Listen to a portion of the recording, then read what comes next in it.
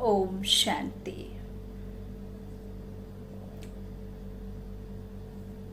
ओम शांति।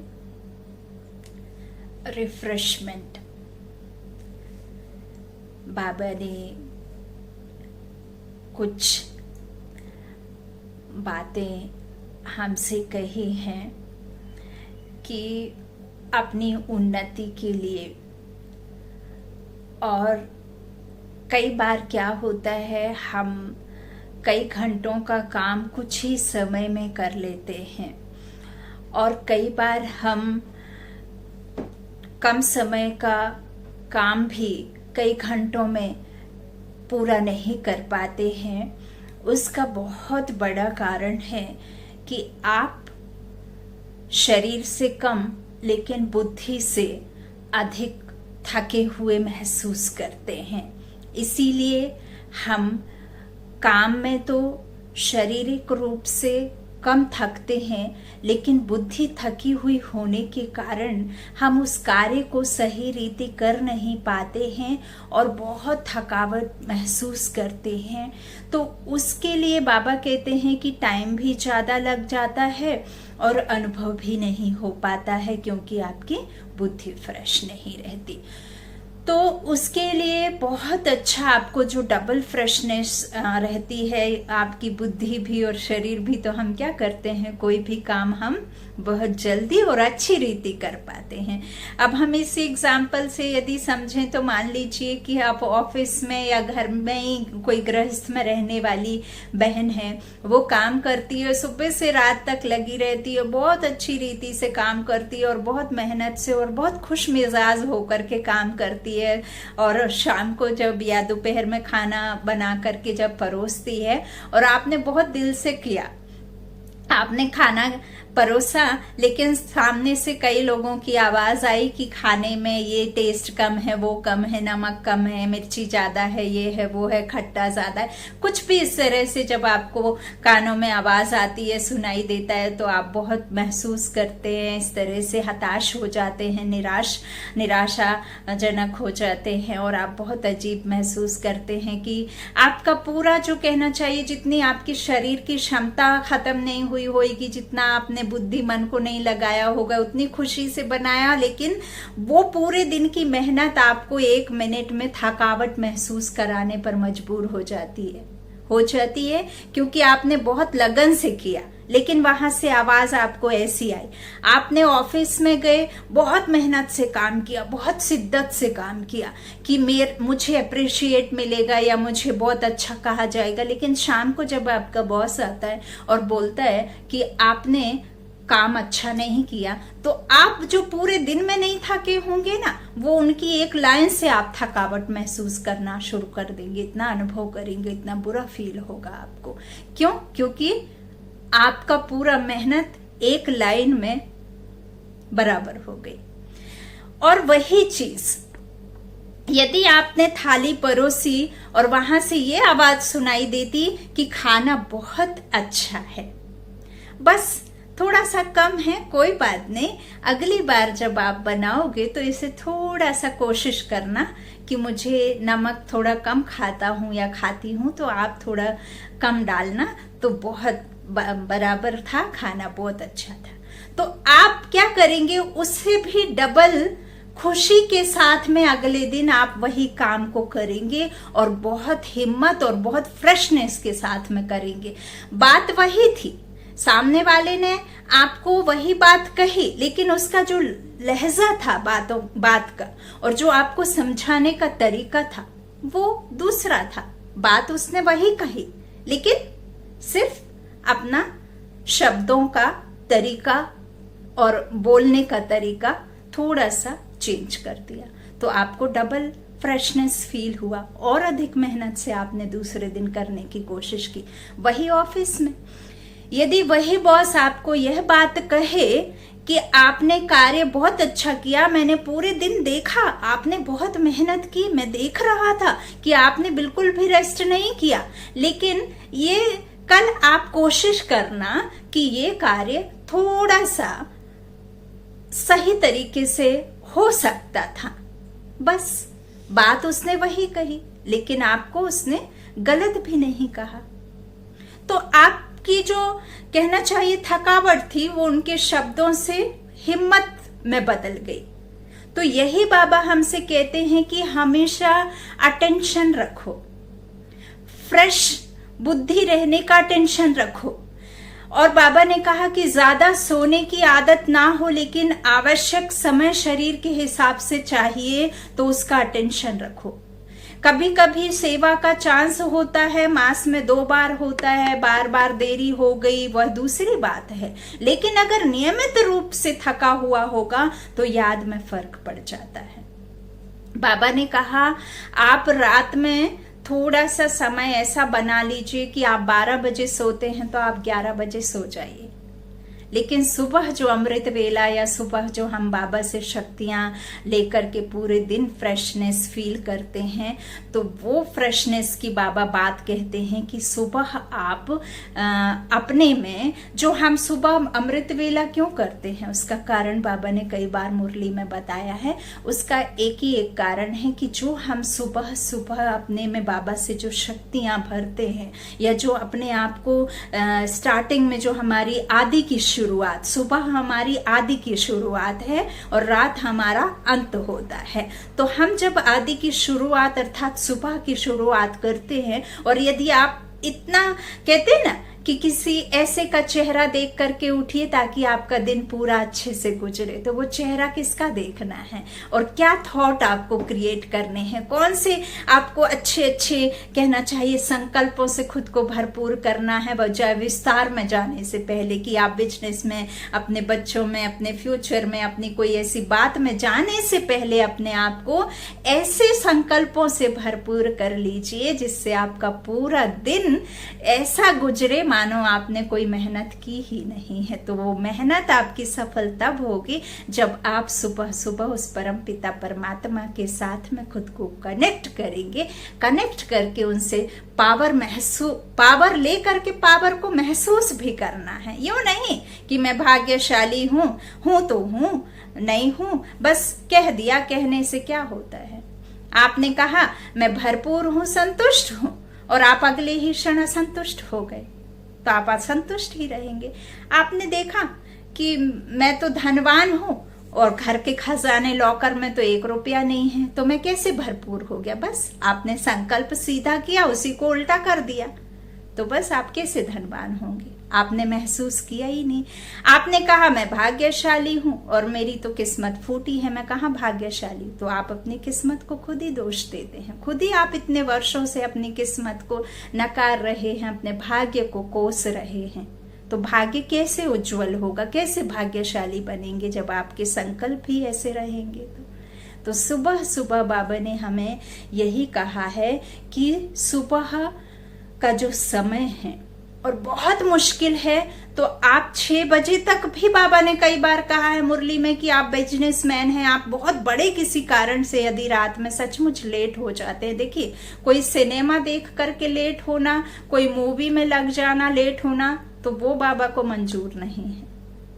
बाबा को मंजूर है कि आपके घर में छोटे बच्चे हैं, आप सचमुच ऐसा बिजनेस करते हैं जिसमें आपको रात में 2 बजे तक जागना है, तो आप रात के 2 बजे अमृत वेला करके सो जाइए। उसमें बाबा ने कोई मनाही नहीं कही है, लेकिन 12, 1, 1:30 बजे तक का जो समय है वो बिकारी समय है, क्योंकि उसी समय सबसे ज्यादा संसार विकारों में रहता है ना, इसीलिए बाबा ने वो टाइम को पाबंदी लगा कर रखा है। फिर 2 बजे के बाद तो बाबा का अमृत वेला शुरू हो जाता है, जिसे हम ब्रह्म मुहूर्त भी भक्ति काल में कहते हैं, है ना, क्योंकि उस समय मैक्सिमम सभी विकारी आत्माएं आपको शरीर से शांत सोती हुई होती हैं, इसीलिए बाबा ने उस समय को बहुत अच्छा माना गया है। तो इसी तरह से शाम का भी जो गोधूली का समय होता है, जब हम घर घर दिया बत्ती करते हैं, तब की बात बाबा ने कही है। तो ये समय जो बाबा ने हमें सुझाए हैं तो बहुत मुश्किल है, तो आप 6 बजे तक कर सकते हैं, और नहीं मुश्किल है तो आप रात का समय थोड़ा मेंटेन कीजिए और सुबह उठिए। और एक बात बाबा ने बहुत अच्छी सुस्ती भगाने के लिए कही है कि आजकल ज्यादातर सभी बाबा के बच्चे जानते होंगे कि आपके मोबाइल पर एक ऐप है। अब देखिए मोबाइल भी और ये नेट वगैरह ये जो है ना, ये बहुत अधिक समय नहीं चलने वाली है, इसीलिए आप इन सब चीजों के एडिक्ट मत हो जाइएगा।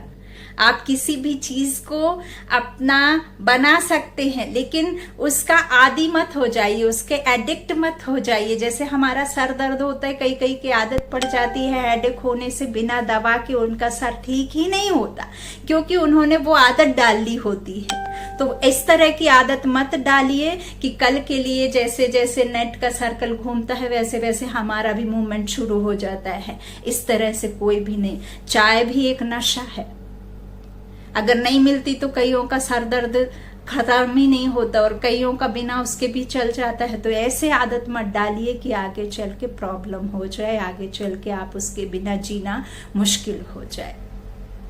तो मोबाइल में बाबा ने एक कहना चाहिए कि ट्रैफिक कंट्रोल के लिए एक ऐप है। आप प्ले स्टोर में जाएंगे तो ट्रैफिक कंट्रोल ब्रह्म कुमारी के नाम से एक ऐप है मोबाइल में, उसे आप डाउनलोड कीजिए, इंस्टॉल कीजिए और उसमें फिर वो कुछ आपसे मांगेगा। वो आपसे अपना मेल आईडी, आपका नाम, स्टार्टिंग का नाम, लास्ट का नाम मांगेगा। फिर उसमें कुछ एक है जो फिल करने होंगे। उसके बाद एवरी 1 आवर में आपको एक अलार्म के तौर पर गाना या कोई बीके सॉन्ग या कोई बीके का म्यूजिक, इस तरह से एवरी 1 आवर में जब वो बीके सॉन्ग या इस तरह का कुछ भी जब आपके अलार्म तौर पर वो बजेगा, तो उस समय आपको अपने परमात्मा से खुद को 1 मिनट के लिए कनेक्ट करना है। तो उससे क्या होगा, ट्रैफिक कंट्रोल का माना होता ही है जिस तरह से पुलिस क्या करती है, एक हाथ ऐसे रखती है और एक ऐसे करती है। क्यों? क्योंकि एक तरफ जनता ज्यादा हो जाती है और एक तरफ का रास्ता क्लियर नहीं होता, तब तक दूसरी तरफ से वो और जो कहना चाहिए ट्रैफिक को फ्री नहीं छोड़ते हैं। क्यों? क्योंकि यदि वो तीनों तरफ का रास्ते को एक साथ खोल देंगे तो आपस में भिड़ जाएंगे, टकरा जाएंगे, एक्सीडेंट हो जाएगा, बहुत सारी घटनाओं का अंजाम मिलेगा यदि वो एक साथ वो तीनों रास्तों को खोल दें। तो इसीलिए एक बंद एक चालू, एक बंद एक चालू, ऐसा। ठीक इसी तरह से हमारे मन में भी 100 तरह के 100 जगह से 100 तरफ से ऐसे क्वेश्चन, ऐसे व्यर्थ संकल्प आते हैं जिनका आपके जीवन से कोई लेना देना नहीं होता है। उन संकल्पों को आपको ट्रैफिक कंट्रोल करने के लिए आपके मन बुद्धि को आपको पुलिस बनाना होगा, और वो पुलिस बनाने के लिए आपको ऐसे किसी बातों में, ऐसे श्रेष्ठ संकल्पों में आपके मन को लगाना होगा ताकि वो व्यर्थ संकल्प आपके खत्म हो जाएं। तो इसे ही कहते हैं ट्रैफिक कंट्रोल। देखिए हम कई बार क्या होता है, ये जो मन बुद्धि हमारी मन है ना, वो कॉमेडी चीजों को जल्दी कैच करता है।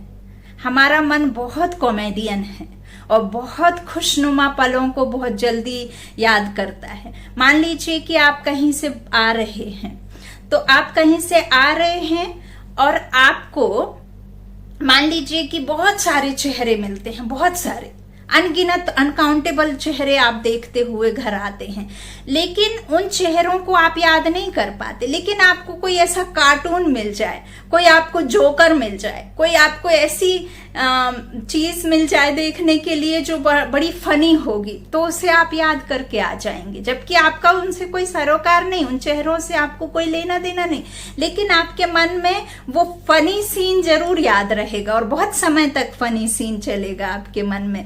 तो यही मन हमारा चाहता है, आप मन को ऐसे जीवन जीने के लिए तैयार करें कि वो फनी में, जैसे अब बाबा का भी ज्ञान है ना, तो उसे आप कष्टनुमा मत बनाइए, उसे आप ऐसा मत समझिए कि हम कष्ट पा रहे हैं या बाबा को याद करने में हमें बहुत मेहनत लग रही है या हम नहीं कर पा रहे हैं। इस तरह से नहीं, उसको ऐसा बनाइए कि हम बाबा की याद सहज तरीके से और अपने जीवन को इतना खुशनुमा बनाने के लिए हम अपने जीवन को संभालने के लिए। तो इसीलिए वो ट्रैफिक कंट्रोल की बात बाबा कहते हैं कि आप जब 24 घंटे में 24 मिनट के लिए यदि आप अपने मोबाइल ऐप में वो ट्रैफिक कंट्रोल का रखते, तो जैसे ही वो सॉन्ग बजता है, आप नहीं है आपके पास टाइम में, तो चलते फिरते आप उस अलार्म को सुनते ही अपनी मन बुद्धि को, अपने को आत्मा निश्चय करें, खुद परम पिता परमात्मा के पास जाएं। परमात्मा तो ऐसा कुछ है नहीं कि आपको फोटो चाहिए या आपको कुछ ऐसी उनकी तस्वीर बिठा लेनी है या इस तरह से कुछ नहीं। सिर्फ मन के संकल्पों को कंट्रोल करके, मन के संकल्पों को श्रेष्ठ करके, अपने कमजोर संकल्पों को उन श्रेष्ठ संकल्पों के ऊपर वजन रखना है। बस इतना ही बाबा का पुरुषार्थ है। बाबा को याद करना कठिन नहीं है। कुछ भी करिए, आप कैसी भी सिचुएशन में होंगे, आप कितने भी बीमार हैं, लेकिन आप बाबा को याद कर सकते हैं। बाबा ने मुरली में ये भी कहा है कि किन्हीं भी कारणों से बाबा की पढ़ाई छोड़ना मतलब आप खुद के लिए अकल्याण, अपकार खुद के ऊपर कर रहे हैं। तो यह भी नहीं करना है कि किसी ने आपको पूछा नहीं, किसी ने आपको जांचा नहीं, आपकी कोई बीमारी से आप जूझ रहे हैं, आपने 21 दिन पहले भट्टी बिठाई और बाबा से कहा बाबा मेरी ये बीमारी चली जाए, और वो बीमारी नहीं जा रही और आपने गुस्से में बाबा को छोड़ दिया। एक बहन, मैं नहीं आपको कुछ ऐसे मतलब शो नहीं करना चाहती, ना ही मैं उस आत्मा के लिए कुछ बुरा भला कह रही हूँ, लेकिन सिर्फ आप को मैं एग्जाम्पल दे रही हूँ कि उनको करीब करीब 1 ईयर 1 साल हो गया बाबा से जुड़े, बहुत अच्छे से अमृत वेला सब करते थे। बहुत कष्ट में वो बहन जीवन जी रही है, लौकिक जीवन में उनको सचमुच बहुत तकलीफ है। उन्होंने बाबा के लिए बहुत किया, सुबह अमृत वेला किया, सब कुछ किया, मुरली बाकायदा उन्होंने टाइम से सुनी, लेकिन जब उनको कष्ट कम होते नहीं नजर आए तो वो बाबा के ऊपर गुस्सा हो गए और उन्होंने बोला कि मुझे ना ही मुरली सुनना। मैंने बाबा के लिए बहुत किया, लेकिन बाबा ने मेरे लिए कुछ भी नहीं किया, इसीलिए मैं आज से मुरली वगैरह और बाबा का ध्यान योग सब कुछ बंद करती हूँ। वो बाबा के ऊपर नाराज हो गई। देखिए, आप सभी यदि इतना नॉलेज आपके पास में है कि हमें दुख सुख कोई बीमारी आ रही है, तो आपके ही विकर्मों का, आपके ही कर्मों का फल आपको सुख दुख के तौर पर मिलता है। इसमें वो ईश्वर आपको कोई परेशानी, कोई मुश्किल में नहीं डालता है। यदि आपकी बीमारी है तो आपके विकर्मों को ही खत्म कर रहे हैं। इसीलिए उस ईश्वर की पढ़ाई को ना छोड़ें और ना ही उसके ऊपर खफा हों। आप खफा हो जाएंगे तो उनको कुछ नहीं, ऐसा भी नहीं कि आपको वो सजा देंगे। यदि आप उनसे नाराज भी हो जाते हैं ना, तो वो आपके ऊपर कभी नाराज नहीं होता। आप इस बात से भी मत डरिए कि परमात्मा आपसे नाराज होते हैं, ईश्वर आपको कुछ कहना चाहिए कि पनिश कर देंगे। पनिश ईश्वर नहीं करता है। भगवान कभी किसी को दुख नहीं देता है। दुख हमारे ही कर्मों का बीज जो डाला है वही आपको मिलता है। आप जैसी मनसा किसी के प्रति रखेंगे तो आपको भी वही मिलेगा। तो ऐसे कभी सोच करके आप कभी भी पढ़ाई ना छोड़ें। मैं कहती हूँ कि पूरे दिन आप कुछ भी करते रहें, दुनिया के किसी भी काम में लगे रहें, लेकिन अपना बुद्धि को ऊपर लगा करके रखें। ऊपर भी नहीं जाना है आपको, सिर्फ परमात्मा की, जैसे हम किसी आशिक को, किसी प्रेमी को, जैसे हम अपने किसी चाहने वाले को याद करते हैं और कितना उमंग उत्साह रहता है, वैसे ही उस परमात्मा को याद करना है। और कुछ भी परेशानी, कुछ भी दुख नहीं है। तो ऐसे बाबा ने हमें कहा है कि इस तरह से यदि आप बैलेंस रखेंगे याद का, तो आप अपना घंटों का काम मिनटों में भी कर पाएंगे और फ्रेशनेस के साथ कर पाएंगे, अथक तरीके से कर पाएंगे। और मेरी प्रमाण के स्वरूप बाबा कहते हैं, मेरी ब्लेसिंग्स भी आपको एक्स्ट्रा मिलेंगी। ब्लेसिंग्स भी बाबा कहते हैं कि मेरी एक्स्ट्रा मिलेगी। और आपको कभी भी इस तरह से बहुत काम होते हुए भी आप बिल्कुल थकेंगे नहीं। और आप यदि बाबा का किसी को संदेश देते हैं तो कतई मन में ये संकल्प मत लाइए कि ये मेरा है, या मैं कह रही हूं, या मेरा ज्ञान है। ये भी अहंकार है। ये मेरा नहीं है, ये मैं मात्र निमित्त बन करके ईश्वर के महावाक्यों को सिर्फ मुख के द्वारा रिपीट कर रही हूं। मेरा है ही नहीं, हो ही नहीं सकता। इस संसार में किसी मनुष्य आत्मा का ये ज्ञान हो ही नहीं सकता। तो मैं मात्र निमित्त हूं। इसीलिए उस टीचर बहन को, उस भाई को, उस संत महात्मा को, उस गुरु को गुरु ना मानते हुए सिर्फ एक ही सतगुरु को अपना बना करके रखेंगे। उसके साथ में यदि आप कनेक्शन जोड़ेंगे तो याद रखिए कि आप कभी भी हार नहीं खा सकते। लेकिन उन आत्माओं की, उन शरीर रूपी आत्माओं की यदि आप छवि अपने मन में बिठा लेंगे तो फिर मुश्किल हो जाएगी, क्योंकि कनेक्शन उससे रखना है। देने वाला वो है, हम नहीं हैं। हम तो खुद ही उससे पा रहे हैं। हम कैसे किसी को दे पाएंगे? ये शक्ति हमारे में नहीं है, ये शक्ति सर्वशक्तिमान में है। और हम कभी भी अपने आप को हिम्मतहीन मत समझिए, कभी भी अपने आप को कमजोर मत समझिए, क्योंकि हम कमजोर नहीं हैं, क्योंकि सर्वशक्तिमान हमारा है। कोई भी बीमारी, कोई भी कष्ट, कोई भी परेशानी आती है तो आप उस कष्ट, उस परेशानी को यह सोच करके सहन करने की शक्ति अपने में लाइए कि मैं मेरे कर्मों का ही भोग रहा हूं। मैं तो आत्मा हूं, ये शरीर आज नहीं तो कल जाना ही जाना है, चाहे जैसे भी जाए। जब आपका शरीर ही नहीं है तो इस संसार में और कौन हो सकता है, जो 24 घंटे हर क्षण हर पल हमारे साथ जुड़ करके हमारा नहीं हुआ तो हम किसको अपना बनाने की बात कहते हैं। मृत्यु के उपरांत चाह करके भी आपको कुछ घंटों के लिए भी नहीं रख पा रहे हैं अपने। जो एक क्षण आपके बिना ना रहने की बात करते हैं, उनको भी आपको ले जा करके वहां आपको क्या करना पड़ता है, करना पड़ता है। ये भी वो ना चाहे तो भी यह सत्य है, अटल सत्य है। तो यही बात बाबा हमें कहते हैं कि आप अथक प्रयास करें। अथक आप तभी बनेंगे जब आप बुद्धि से फ्रेश रहेंगे। बस यही आज का मेरा साथ में है। आज गुरु पूर्णिमा है। उस सत्य पिता, उस सत्य गुरु, उस परम शिक्षक को अपना सच्चा गुरु बनाइए। अब जो भी आपके गुरु हैं उनको भी यह रास्ता बताइए कि सत्य गुरु एक ही है और वही सत्य गुरु सर्व आत्माओं की सद्गति करने वाला है और उसके ज्ञान के बिना किसी भी मनुष्य की सद्गति असंभव है। इसीलिए उस सत्य पिता के ज्ञान को, उस सत्य गुरु को सत्य मान करके उसे ही अपना परम शिक्षक, परम सत्य गुरु बनाइए और अपना जीवन जो है बहुत सरल रीति से गुजारिए।